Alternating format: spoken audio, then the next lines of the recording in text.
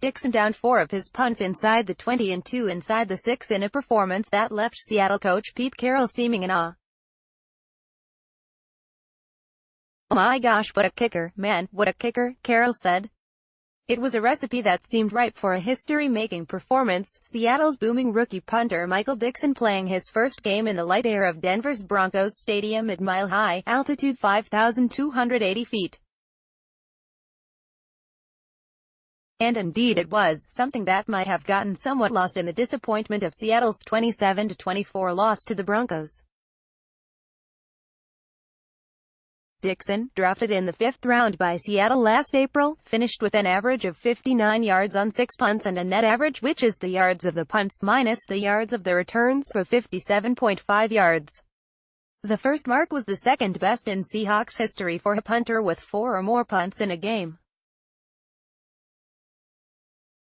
The only performance better came in 2012 when John Ryan, the man Dickson replaced, averaged exactly 60 yards per attempt on 4 punts in a victory over New England at CenturyLink Field.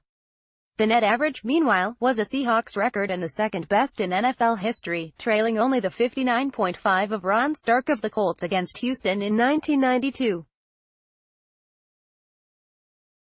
Against Dickson, Denver's Adam Jones had just 2 returns for 9 yards. Jones did appear to have a return of 23 yards in the first quarter, but it was nullified by a holding penalty on Denver's Keyshawn Bierria, who played at UW.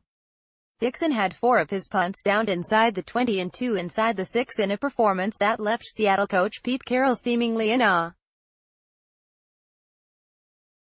"Oh my gosh, what a kicker, man, what a kicker," Carroll said. "I don't know what his numbers wound up at, but he is a fantastic part of our team and we are just getting warmed up with him. He is really something. I mean, the punts were gorgeous, but not just the distance of the punts, but the placement of the punts too, you know. The guys covered well, too. We had the one return and there was a penalty on that one, so we did really well covering for him as well." Carroll said he went into the game almost worried about Dickson's booming leg disrupting Seattle's coverage units. "I was concerned in this game that he kicked the ball so far that we would just stretch out the coverage so much and here is Pac-Man back there with all that room and I thought maybe it would be difficult," Carroll said.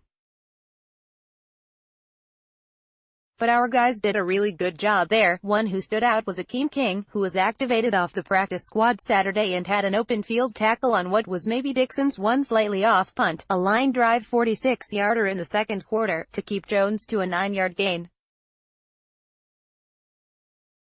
Dickson has so wowed the Seahawks that quarterback Russell Wilson even used his abilities as something of a reasoning for taking some chances and trying to escape the pocket, which resulted in a couple of sacks Sunday.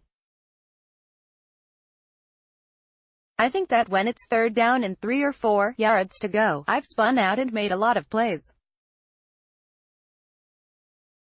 I would probably say most of the time, it works," Wilson said. "Sometimes it doesn't. I can throw it away. That is always an option too. I think we have a really good punter though.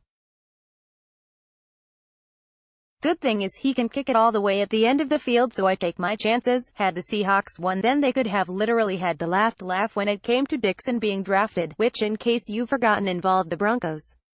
It was Denver with whom the Seahawks made a trade, giving the Broncos a 7th-round choice for the right to move up 7 spots in the 5th round, from 156 to 149, to take Dickson. That led to a later report that some Broncos execs were laughing that Seattle had used the pick to take a punter. They are probably just glad now they won't have to see him for another 4 years in a regular season game.